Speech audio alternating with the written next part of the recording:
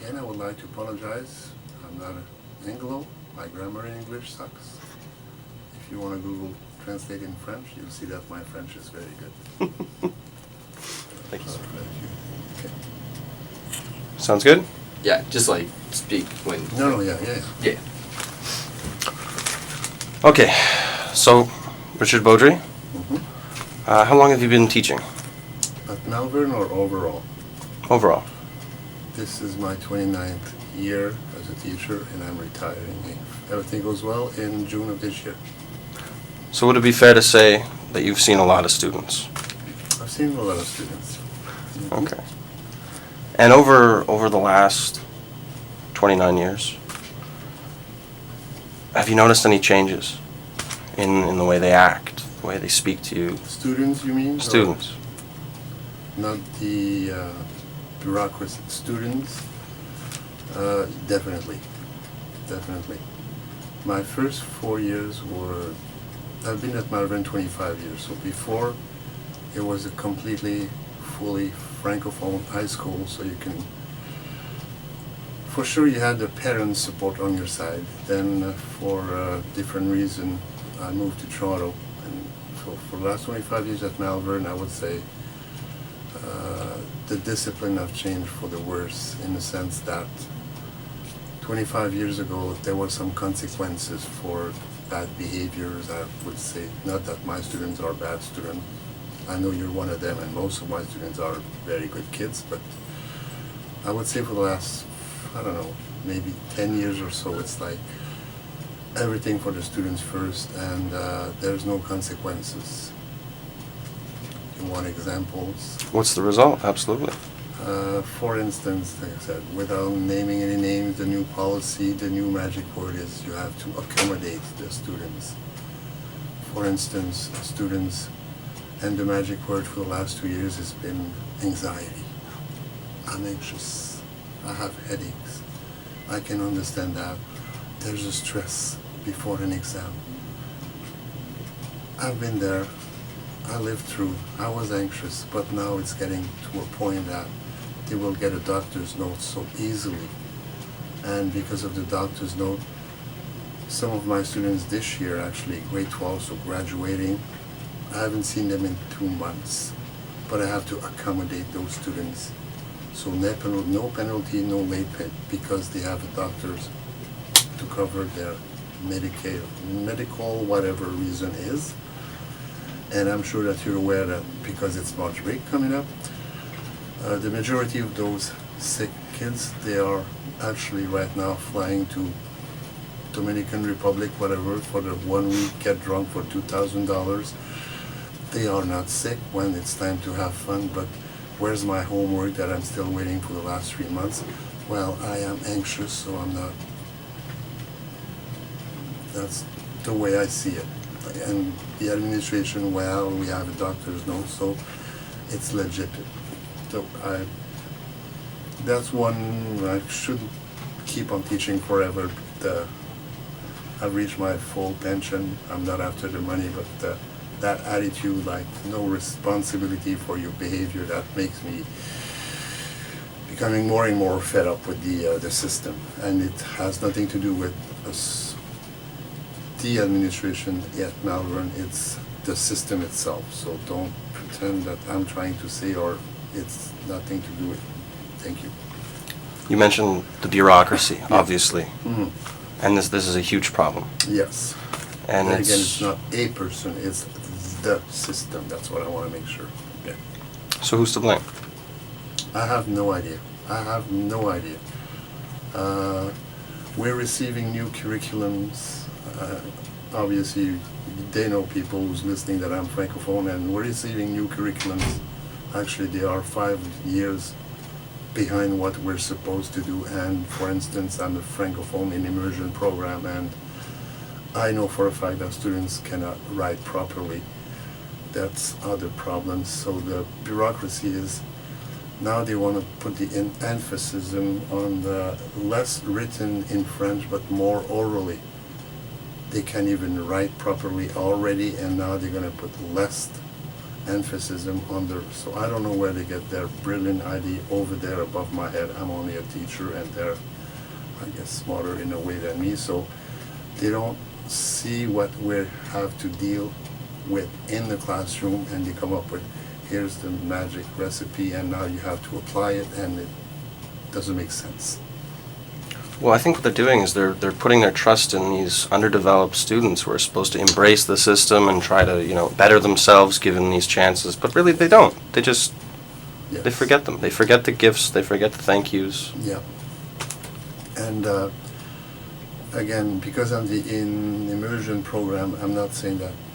Yes, I keep saying that once in a while, that my students are better. It's not that they are better, and I understand that there are some different levels in whatever, but the other thing that the bureaucracy is asking me to do is you have to teach a certain way for the apply students, which I don't have in my classroom. But Mr. Beaudry, you have to follow the rules, because it's not because you are with, I have like advanced students, but I don't understand their way of thinking. That's, yeah. Giving easier work Yes. for the same Yes. mark. Yes. Yeah. Or we were just talking about, and of course it was rejected, the possibility of a new timetable next year. And one of the thing was every day you have an extra hour for needing students. So I would be stuck in an empty room for an hour, and as you know, because you're a former student of mine, if you have any questions, you know where to reach me. I'm available. Always. But the thing is, now I would be stuck, and the students, let's say, first period, I teach, and then they have an extra hour for extra. They have to stay there, and I know for a fact, and you would agree, that 90% of my students, I would say 95% of my students, don't need extra help because the job is already done by them. Why should they be penalized? Because that's what they wanted to do, and apparently it was a suggestion by ACLs from Melbourne Collegiate, and we found out that it was only by one ACL. And after discussions and pros and cons of over 55 minutes, then finally the administration asked for a vote, and it was only 1 in favor and 55 against.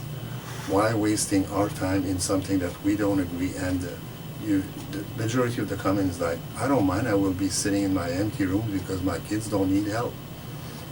Or if they have, the other suggestion was, if they don't need help in your topics, then they're allowed to go and see the other teacher where they need help. But then hands were raised, and of course, a math teacher teaching grade 12 math, they might need the extra time hours, but if a grade 10 student who's got the same math teacher, that's when you're supposed to go and get extra help. So you may end up with 500 students in one room, Yeah. and the science, math, and you know what, but the geography, or when you need less extra help, it wouldn't make sense. So it was rejected, but sometimes, I don't know if they did things before they just do it. Absolutely. I can look back on my 3 years of your class, and it was the only other classroom I've ever felt this way during was Mr. Butt's class in English. But the both of you command a respect over the students, and people respond to that. It's a tone of voice, it's a confidence, it's just an essence even. Thank you. And without it, the students wouldn't be, as advanced as they are. Mm-hmm. And it's a very big and rare thing to find in this broken system. Well, to respond to that, I will say that because I'm resigned, taking my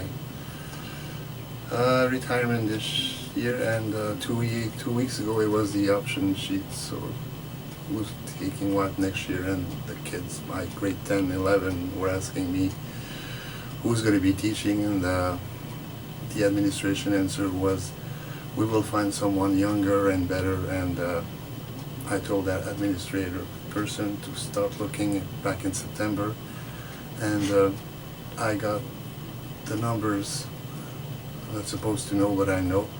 So I can tell you that because I'm not coming back next year, all my senior classes in history and French are no longer existing at Malvern, because the enrollment is now 4 students in one, 8 students in one, and the third one, they decided before the option sheet to just disconnect this course because they don't have the teacher capable of teaching politics and French. So in one way I accept it as a very flattering gesture for my students, but on the other hand I find it very sad because they won't have any connection about history other than Great 10 history. Some of them were lucky with me. I'm being sarcastic, but that's me. But that tells you how this school is going, for instance. And this is happening everywhere.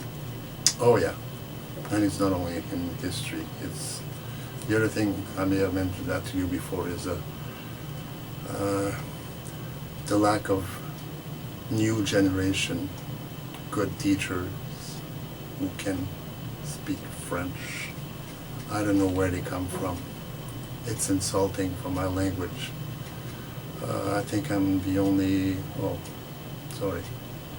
I'm one of the 2 only francophone in this department. I'm not saying that they're not good, but if the French is not your mother tongue, how can you teach properly? And sometimes I even have to correct some papers written by teachers, and I have to tell the kids that's the wrong grammar, that should be the right one, but it comes from a teacher, and those are the new kids that will replace me when I'm gone. This program is going down the drain. Someone should do something pretty soon, but they don't seem to realize. And again, to finish on that same thinking, whatever, there was an elderly person, friend of mine, who did some long-term replacement at Malvern, Madame Freeman, and she's been teaching, she retired like almost 15 years ago, and that's how desperate we are to replace good French teacher. She's not francophone, but she comes from the old school, and she was telling me that she used to be the head of the department, and she said about 25 years ago I was already screaming at anybody who could find some new generation because we're going down the drain, and that was 25 years ago. That's when I arrived, so I guess I saved the furniture, I would say, at least in the history French department. But it's time for me to leave.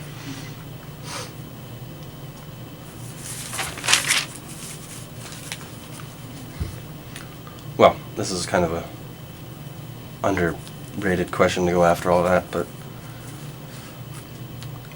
why did you become a teacher? Oh boy, that was not my first choice. I wanted to become a comedian. I remember there was some music writing in there too. I got 10 years at classical music. I did compose stuff. I finished it in Quebec, so that was my music background.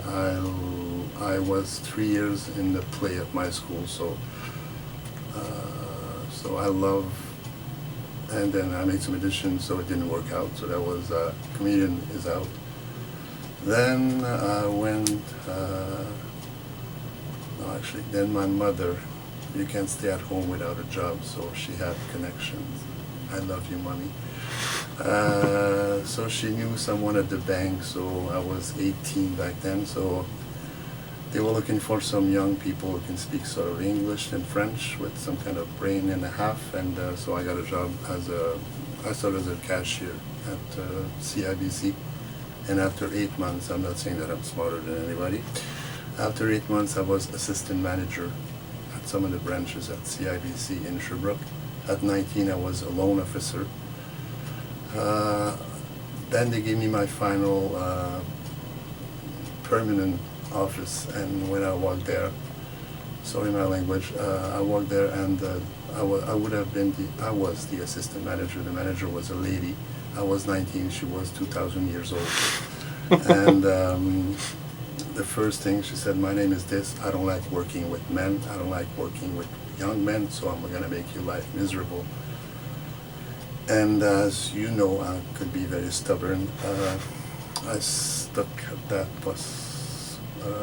Hemingford, actually, in Quebec, 3 months. I'm very skinny, but back then I lost 50 15 to 20 pounds, so I was almost dying. But then my doctor told me that it was either you die or you have to resign for your job. That's how stubborn I could be. So I would say she won in that case. So make a long story short, I liked the banking stuff, so I went back to university as accounting, but I didn't like the accounting system. Make a long story short, and first semester I was in the admin faculty, and on my right it was the faculty of art, and I knew that I always liked history from my high school, again, because one teacher, history teacher, good teacher,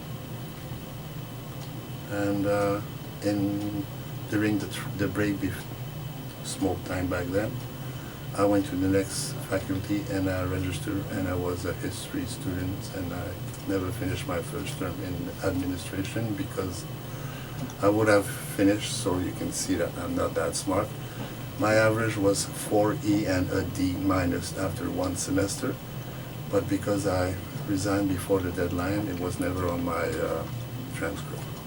So I became a history teacher, and the funny thing, my mom, when I was in the administration, she was already clapping around that my son will be in accounting and he will make money because money is important for my family, not for me. And then when I moved to history, she sort of, I don't know exactly what he's doing because history is a no option. You're not going to make money, you're not going to become rich. So, and now I'm a teacher. I'm not rich, but I'm a teacher. But at least I did what I like. I like history. Again, you don't have to say yes or no.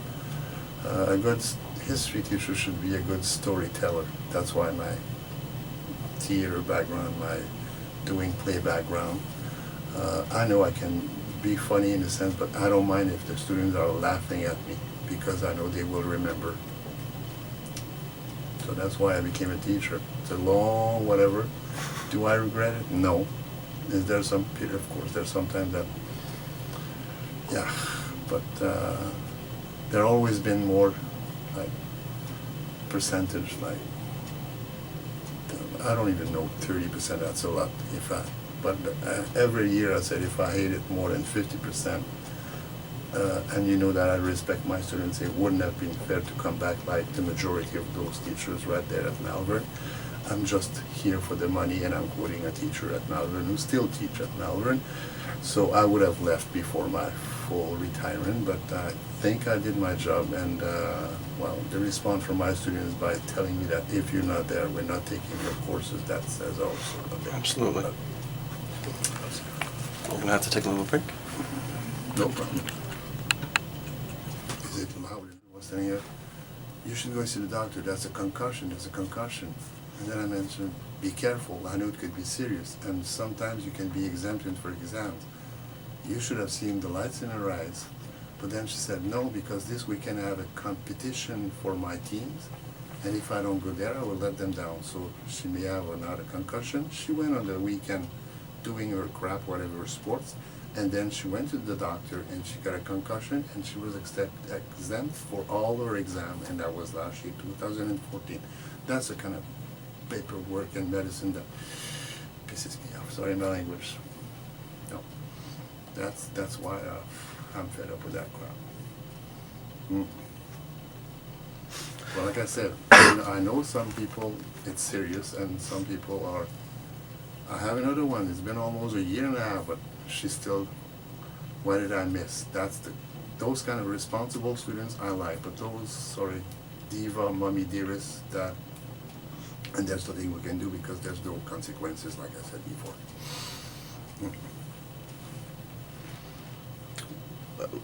What do you think the roles of the principal are, really? What do they actually do for this school? Wow. Or schools in general, to be a little more broad. Once upon a time before your time, and I think it changed a lot, the principal used to be on the same unit as we are. So if we were on strike, they were on strike. And the last strike I did, I don't know which one, I've been here for too long. This split, so we are in one union and the principal are one union. And I remember, yes, the last strike, again, I won't say the name, but for me, he was a good principal, but he was on the other side of the fence, so there was some friction. So, and he kept on saying, I'm just doing my job, and I totally respect that, Mr. Fraser. But I know for a fact that he was not well liked because he's not on our side, and I didn't think it was fair. He had no choice. So what is the role of a principal? Well, sorry, yeah, again, if you take the one that we have for the last 3 years, I would say she's administrator. So she got orders from somewhere else, and she is a good relayer, whatever. The problem with that is, that's my personal opinion, and I don't care if you are rolling it up. This one, she has no feelings. She has no tact with the students. The only importance is, it's going to cost me money. The answer is no. Or they are suggesting things and she forgets until it's too late, and then, well, it's too late, what we talked to you about weeks ago. And so I don't know what's the role of a principal other than make sure that we have our staff meeting every month. And I feel like for the last, I don't know how many years, we are sort of like, if you're not there, like, we are adults, I'm supposed to be responsible. They're treating us like I'm taking the attendance, so you better have a good excuse. So, no. Parents-wise, I have no idea. So, it looks good, but when she's not there for 3-4 days, the school goes by itself. So, do we need principal? I don't know. I'm sure she does something, because every time I pass by her office, she's always typing something on her computer. And I told the one before, I said, I hope one day you're going to finish that letter, because every time I pass by, that's all I can see. You're typing. I said, it's got to be a long letter. So, no. Again, has nothing to do with who is in principal now. I'm doing my job, and please let me finish mine and leave me alone. You spoke a bit about unions. Obviously, every teacher is a supporter of the union. No. Who said that? You said that. I didn't say that. One of my brother-in-law was a vice president of a big union in Quebec, so I know about union. Do I like unions? Not really. We've been negotiating whatever for a year or so. We don't know exactly what's going on. Once in a while, we got our union rep, while they're discussing, there's meeting. I like that. Let's have a meeting to talk about, I don't know. And like I said, I don't care. I'm retiring in June, so the good news was, if we go on strike, most probably it won't be this year. So, oh, thank God. The rest, union, I guess they do something good for some people. Me, no. Do we need unions? I guess so. Better to have it and not need it than to need it and not have it. Yeah, but then again, if you talk to me, old person, if you talk to my friend that I mentioned earlier, she still remembered the 1976 strike, and she's still talking about it. So what the hell? I said, I wasn't born. Oh, come on, Richard. So, and she said, we went on strike for weeks. Then there was a special law. We were forced back inside, and we got forced to accept less than that we were offered before the strike. That's what she thinks about the union. And I went outside. I remember the 90-something. I was outside. We were forced back in. Did I get more money? Absolutely not. So, just for the principle of we will go on strike? No. Do we need a union? Maybe. Perfect. This has been an interview with Richard Beaudry, Thank you. educator of 29 years. Yep. Again, I would like to apologize. I'm not an Anglo. My grammar in English sucks. If you want to Google translate in French, you'll see that my French is very good. Thank you so much. Thank you very much.